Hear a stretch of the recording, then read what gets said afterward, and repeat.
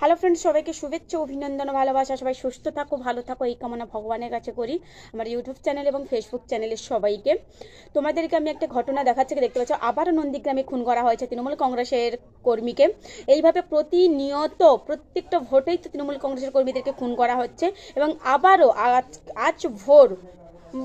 আজ ভোর একজন তৃণমূল কংগ্রেসের কর্মীকে, মানে আমাদের একজন কর্মীকে খুন করা হয়, পিটিয়ে এবং সমস্ত তার শরীরে হাড় গুড় সব ভেঙে দেওয়া হয় এবং হামলা চালায় দোকানে ঢুকে।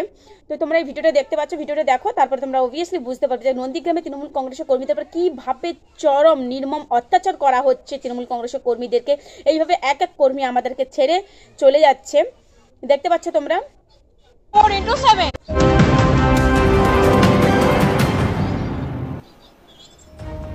আর এই মুহূর্তে কি খবর আসছে আমাদের কাছে, কি ব্রেকিং নিউজ, চলুন বিগ ওয়ালে চট করে দেখে নিই এই মুহূর্তে বড় খবর কি রয়েছে। ব্রেকিং নিউজ এই মুহূর্তে, আবারও শিরোনামে নন্দীগ্রাম, কারণ তৃণমূল কর্মী খুন হয়েছে।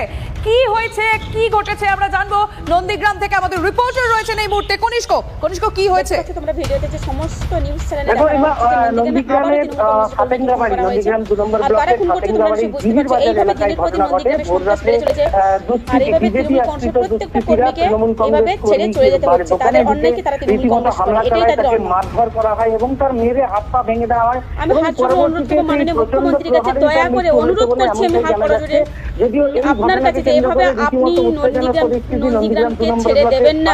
প্লিজ হাত জোড় করে আবার অনুরোধ করছি, প্লিজ নন্দীগ্রামের দিকে তাকান। মাননীয় মুখ্যমন্ত্রী মমতা ব্যানার্জিকে অনুরোধ করবো, আপনার দৃষ্টিভঙ্গি যেন নন্দীগ্রামের উপর থাকে এবং তৃণমূল কংগ্রেসের সমস্ত কর্মীদেরকে আপনি রক্ষা করুন। এটুকু বলে আমি আমার ভিডিও শেষ করছি। এমনটাই জানা যাচ্ছে।